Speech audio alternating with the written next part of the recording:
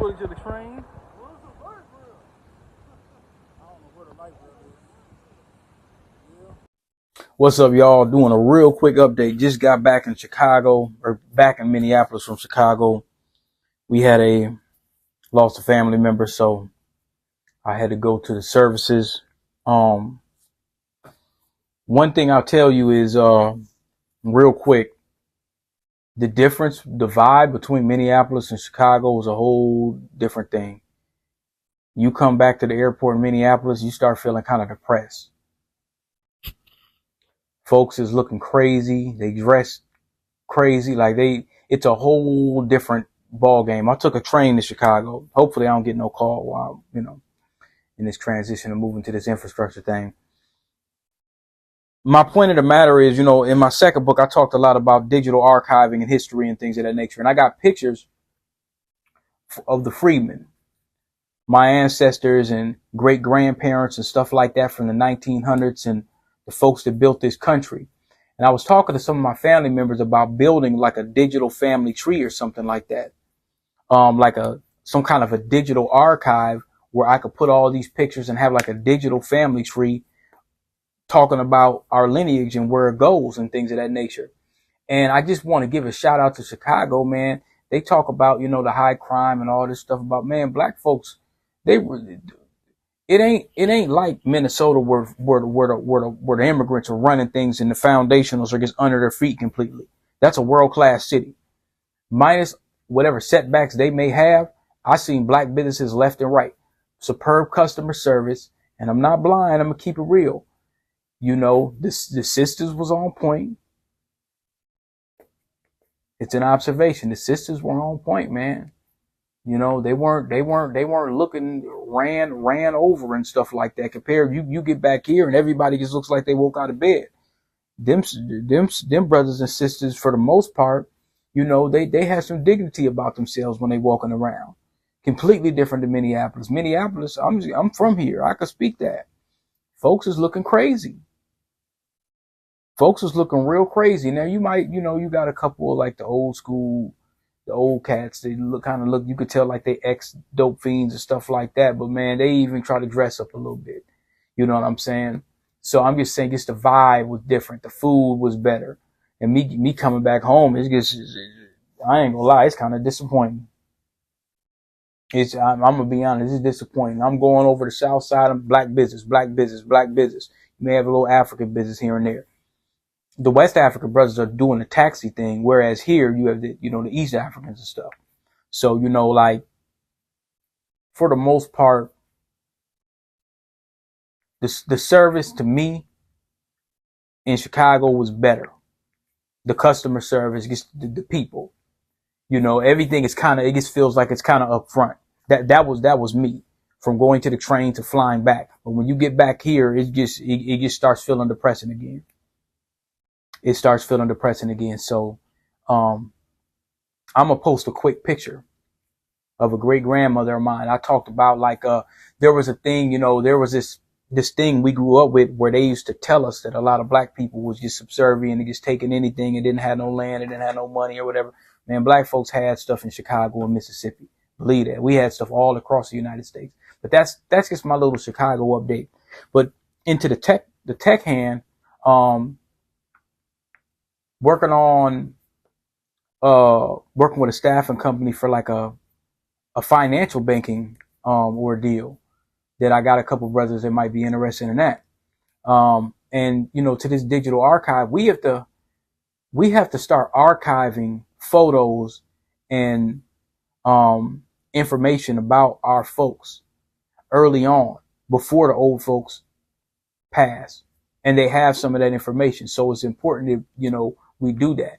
We need some kind of online digital archive, not just from Ancestry, but each black family. We need to start building information with our lineage, a digital lineage database that'll link, family members up so we can kind of see, so we can have that. And that's very important. And we have a lot of those photos. People will tell us we don't have any culture. We don't have this. We don't have that. Yes, we do.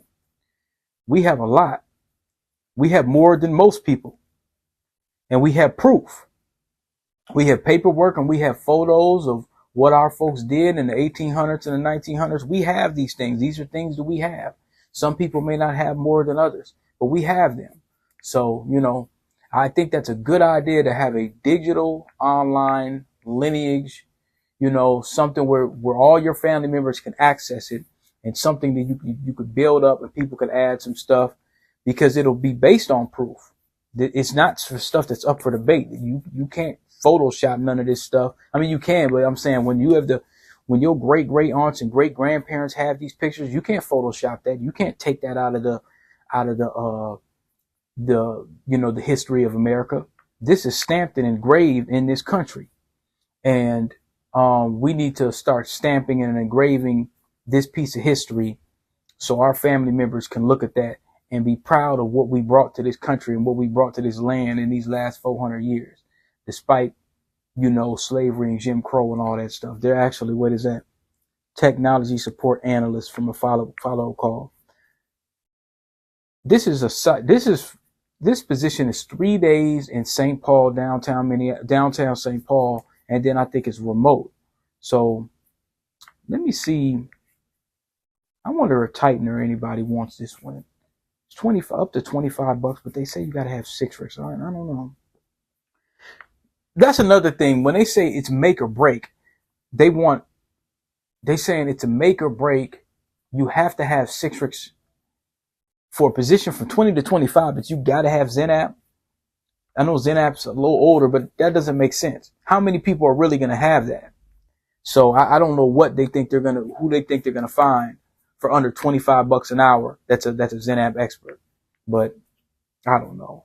I might just tell them folks, man, throw that shit on your resume, bro. Go download ZenApp. You know what I'm saying? Still going to do the DEI thing. There's some things that's been coming out. People have been belly aching about the DEI. You got all the little DEI Negro mascots that's complaining about it. There's something real quick where they've been belly aching. Most of the people that are whining are on LinkedIn. McDonald's scales back DEI goals. It says scaling back its diversity goals, becoming the latest major company to retreat from diversity, equity, and inclusion policies. According to the Post, McDonald's will no longer set aspirational representation goals, which means you can't come in there as a dude hiking your skirt up talking about you ain't got no merit. I'm just I'll leave it off of here, but yeah, I'm just a zesty dude, and that's all I have to offer. My identity is me being zesty. They're saying no. That's what they mean, aspirational representation goals. What does that mean? It means that I could just take something, a pie out of the sky, just a random ideology and a random idea, and I'm going to bring it to the world and say that's valuable. Well, how do you measure that? Well, I can't measure it. Okay, is there any metrics? Is there anything to judge? Is this anything physical that brings physical value to the world? Does it protect? Does it provide? Does it do it? No, it's just I feel like a duck. Quack, quack, quack, nigga, quack, quack. Well, you're not a duck, but I feel like it, so that's value. So that's what they mean by that. They're not taking none of this aspirational representation. You're not going to get you're not going to get on the top totem pole just by saying quack, quack, I feel like a duck. So I don't know. They're saying they're going to retire its pledge to diversity suppliers.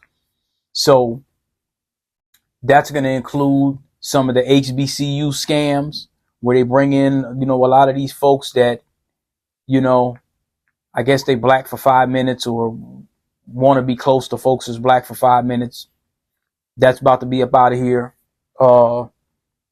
Some lady saying it's disheartening to see headlines so early on, McDonald's scaling back its diversity goals, despite touting programs and drawing 30% of U.S. leaders from underrepresented groups. So this is a DEI Negro talking. This is the DEI code word speak underrepresented. Instead of just saying black and focusing on folks that look like you, thing is underrepresented. That means anything. That could mean white women. That could mean LGBT. That could be the Zest Fest.